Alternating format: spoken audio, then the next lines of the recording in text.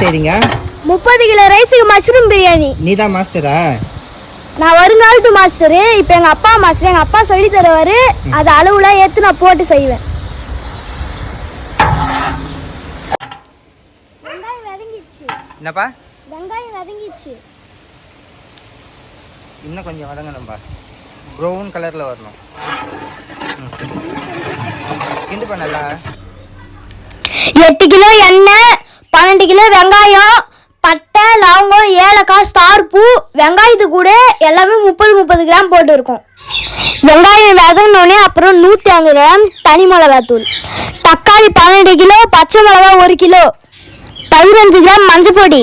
இது எல்லாமே போட்டு தக்காளி நல்லா குழஞ்சி வர அளவுக்கு கிண்டணும். தக்காளி கூட 6 கட்டு கொத்தமல்லி போட்டு கிண்டிக்கணும்.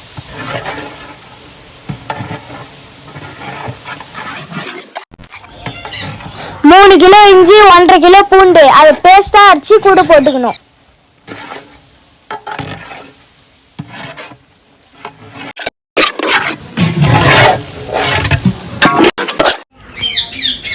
ஆறு லிட்டர் தயிர் இஞ்சி பூண்டு வதங்கினோன்னு ஊற்றிக்கணும். 60 பாக்கெட் மஷ்ரூம் நல்லா க்ளீன் பண்ணி அது கூட சேர்த்துக்கணும்.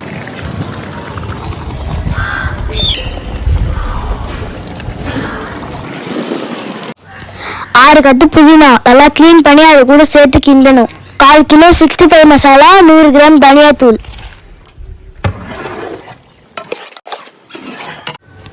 நல்லா ஒரு கலக்கு கலக்கிட்டு 1 கிலோ கல் உப்பு அது கூட போட்டுக்கணும்.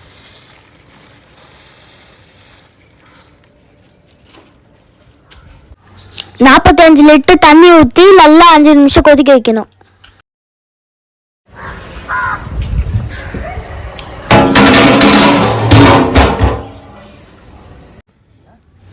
அதோட முக்கியமான விஷயம், அடுப்பு பற்ற வைக்க முன்னாடி 30 கிலோ அரிசி ஊற வச்சிடணும்.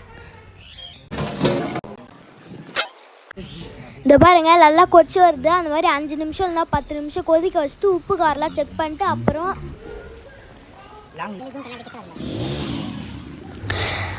ஊற வச்ச அரிசியெல்லாம் எடுத்து நல்லா தண்ணியில் வடிகட்டி அதில் எடுத்து போட்டுருங்க. பக்குவமாக பொறுமையாக கிண்டுங்க, இல்லைன்னா அரிசி உடஞ்சிடும்.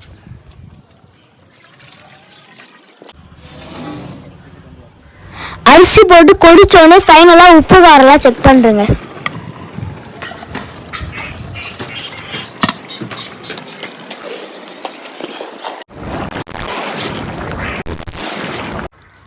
மேலே மூடியை போட்டு இந்த மாதிரி நெருப்பள்ளி போட்டு 1/4 மணி நேரம் தம் கட்டிடுங்க. 1/4 மணி நேரம் கழிச்சு நீங்கள் தம்மை ஓப்பன் பண்ணி பார்த்தீங்கன்னா அந்த சாப்பாடு இதை பாருங்க எப்படி பூ மாதிரி உதிரியாக பூத்து வரும் பாருங்க. இதை பாருங்க பூ மாதிரி பூத்து வருது பார்த்தீங்களா? நீங்கள் சாப்பிட்டீங்கன்னா செம்ம டேஸ்டாக இருக்கும். செம்ம டேஸ்டாக இருந்தது.